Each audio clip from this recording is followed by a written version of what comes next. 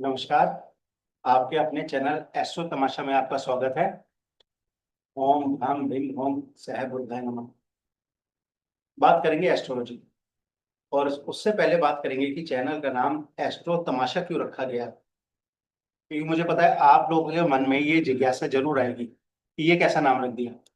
कोई भगवान शिव के नाम पे रखता है, कोई गणेश जी के नाम पे रख देता है, कोई फीमेल गॉड्स के नाम पे रख देता है, और कोई भैरव बाबा के नाम पे रख देता है, भैरव तंत्र ज्योतिष केंद्र, इस टाइप से। लेकिन अगर देखा जाए तो ये तमाशा ही तो है एक टाइप का। तमाशा कैसे? प्रिडिक्शन तो जितने भी एस्ट्रोलॉजर्स हैं, जो एक्सपीरियंस है, वो काफी कुछ एक्यूरेट ही करते हैं, मैं ये नहीं कहूँगा। लेकिन वहां भी प्रिडिक्शंस फेल होती है। उसका रीजन क्या है? उसका सबसे बड़ा रीजन ये है कि किसी को भी अपना टाइम ऑफ बर्थ एक्यूरेट पता ही नहीं। एक्यूरेसी को कैसे बताएंगे आप? क्योंकि इसके पीछे बहुत सारी फिलोसफीज है। पहली तो ये कि जब बच्चे का सर बाहर आता है, उसको हम टाइम ऑफ बर्थ मानेंगे, या जब जिस नेवल कोड से माँ और बच्चा जुड़े रहते हैं उसको कट करती है, उसको टाइम ऑफ बर्थ मानेंगे, या फिर फर्स्ट क्राई जो होती है, जब बच्चा जन्म के बाद पहली बार होता है, उसको आप टाइम ऑफ बर्थ मानते हैं। आप बेस किसको लेंगे? तो बेस तो किसी को पता ही नहीं है। हाँ, 90s या 2000 के बाद जो बच्चे पैदा हुए हैं, बहुत से एस्ट्रोलॉजर क्लेम करते हैं कि नहीं, इनका टाइम ओवर तो एक्यूरेट होगा। क्योंकि जो उससे पहले के हैं उस टाइम पे हम मान सकते हैं किसी हॉस्पिटल में घड़ी है नहीं है, कोई ध्यान दे रहा है कि नहीं दे रहा। लेकिन वो कहेंगे 2000 के बाद तो सब डिजिटल हो गया था। लेकिन वहां भी दिक्कत है। इस बात की क्या गारंटी है कि वो घड़ी सही समय बता रही है, या वो 1-2 मिनट, 4 मिनट, 5 मिनट आगे पीछे नहीं है? तो गारंटी तो कैसे ले सकते हैं हम? तो इसलिए चैनल का नाम एस्ट्रो तमाशा है, कि हम प्रिडिक्शन भी करते हैं और एक्यूरेट भी बैठती है। और ये एक टाइप का तमाशा ही होगी। अब बहुत सारी एस्ट्रोलॉजी में बहुत सारी ऐसी ब्रांचेस हैं जहाँ पर हमें ना एक्यूरेट टाइम ऑफ बर्थ चाहिए, इवन डेट ऑफ बर्थ भी नहीं चाहिए, ना प्लेस ऑफ बर्थ चाहिए।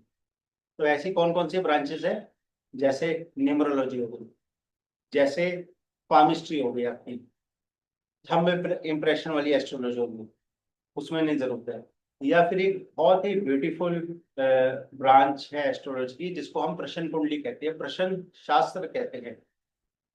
प्रश्न शास्त्र में भी आपको ना टाइम ऑफ बर्थ चाहिए, ना डेट ऑफ बर्थ चाहिए। आपका क्लाइंट आपके सामने आया, या जिसने भी क्वेश्चन पूछना है वो आया, अपना क्वेश्चन पूछेगा, और उसी उस समय के अकॉर्डिंग, जिस समय वो प्रश्न कर रहा है, कुंडली तैयार की जाएगी, और उसी के बेस पे हम जवाब देते हैं। अच्छा, बाकी की जो ब्रांचेस है एस्ट्रोलॉजी की, जैसे वैदिक एस्ट्रोलॉजी हो गई, पराशरी हो गई, या लाल किताब हो गया, या जैमिनी हो गया, भृगु नाड़ी हो गई, इनको सीखने में समय लगता है।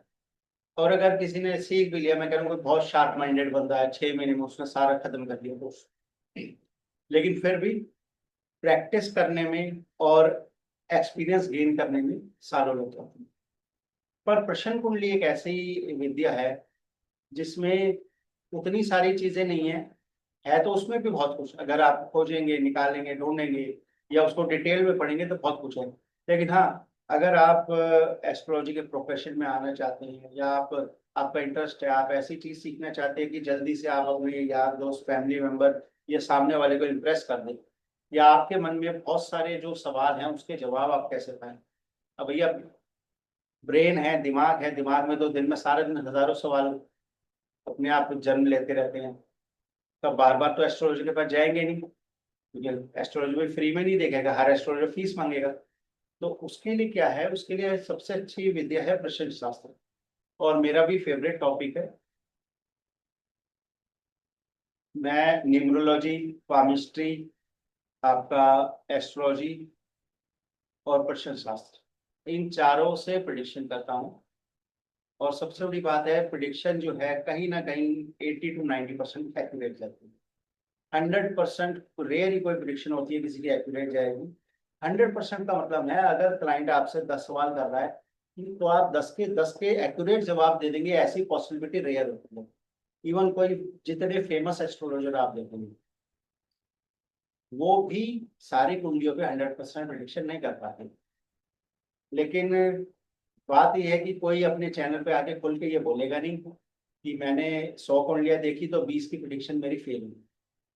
तो एस्ट्रोलॉजी में सबसे बड़ी बात यह है कि अगर आपकी प्रेडिक्शन, मैं कहूँगा 70% तक भी एक्यूरेट जा रही है, तो ये एक बहुत बड़ी बात है, अपने आप में बहुत बड़ी बात है।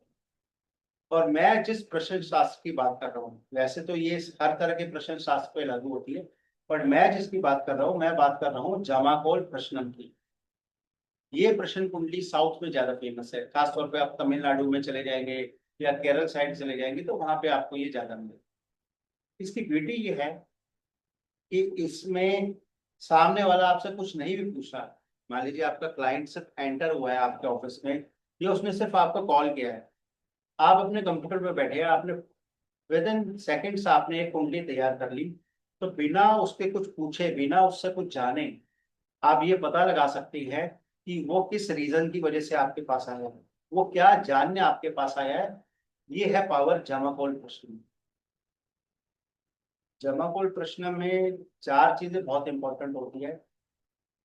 एक, जैसे आपकी हमारे D1 चार्ट में लगन इंपॉर्टेंट होता है, ऐसे यहाँ पे एक उद्यम वर्ड यूज होता है जिसको हम लगन कहते हैं। उसके बाद एक वर्ड यूज होता है अरुदम। अरुदम क्या है? अरुदम उस व्यक्ति के दिमाग में क्या थॉट चल रहा है, वो अरुदम बताता है। उसके बाद एक वर्ड यूज होता है, एक टर्म यूज होती है कवित्व। कवित्व क्या बताएगा? हिडन चीजों। यानी अगर आपको जानना है कि वो आपसे क्या छुपा रहा है या वो क्या जानने आया है, जो उसको वो बता नहीं रहा है आपका क्लाइंट खुल के, तो कवित्व से आपको पता लग जाएगा। और चौथी चीज है जामा ग्रह। जैसे हमारे नवग्रह होते हैं, ऐसे यहाँ पे जामा ग्रह होते हैं, वो एक सीक्वेंस में रोटेट करते हैं कुंडली के चारों। तो ये चार चीजों को लेके हम प्रिडिक्शन करते हैं। और बिलीव मी, बहुत अच्छी प्रिडिक्शंस आती है। आप कैसा भी सवाल कर सकते हैं कि मेरा बच्चा इस एग्जाम में बैठने जा रहा है, वो पास होगा कि नहीं होगा, या उसके नंबर कैसे आएंगे, मेरी जॉब लगेगी नहीं लगेगी, शादी कब होगी, लव मैरिज होगी कि नहीं होगी, अगर मैरिज में कोई अड़चन आ रही है तो किस तरफ से आ रही है, लड़के वाले की तरफ से आ रही है या लड़की वाले की तरफ, लड़की वालों की तरफ से आ रही है, हेल्थ इश्यूज क्या है, ऑपरेशन सक्सेसफुल होगा कि नहीं होगा, या कोई बीमार है तो वो कब हॉस्पिटल से डिस्चार्ज होकर घर आएगा,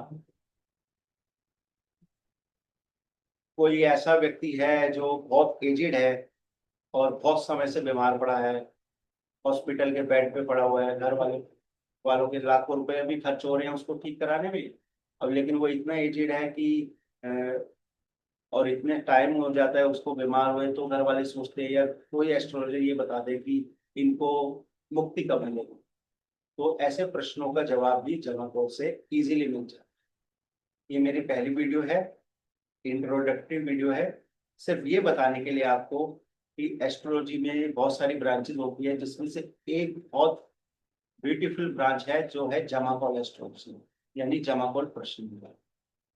अगर आपके मन में भी कोई सवाल है, कोई आपका क्वेश्चन है, तो मुझे कमेंट बॉक्स में जरूर पूछिएगा, लेकिन समय डाल के कि इस समय आपने वो क्वेश्चन करा है, और मैं पूरी कोशिश करूंगा कि आपके सवालों का सही सही जवाब दे सकूं। और रिक्वेस्ट है कि चैनल को लाइक और सब्सक्राइब कर दीजिएगा। जल्दी मैं आपके लिए बहुत सारी नॉलेजेबल वीडियोस लाऊंगा, एजुकेशन पे, हेल्थ पे, लिटिगेशन पे है, मैरिज के ऊपर, ठीक है, चाइल्ड बर्थ के ऊपर, ट्रैवल के ऊपर, अब्रॉड सेटल होना है उसके ऊपर, वीजा मिलेगा कि नहीं मिलेगा उसके ऊपर, कोई ट्रैवल आपका होगा कि नहीं होगा, कहीं आपको स्पिरिचुअल ट्रैवल कोई करना है तो वो आप कब कर पाएंगे, कर भी पाएंगे कि नहीं कर पाएंगे, और इसके अलावा किसी को मोक्ष मिलेगा कि नहीं मिलेगा। इन सब बातों के जो जवाब है जामाकोल से आसानी से निकल जाते हैं। आशा करता हूँ आपको वीडियो पसंद आई होगी। चैनल को लाइक और सब्सक्राइब जरूर कर दीजिएगा। धन्यवाद।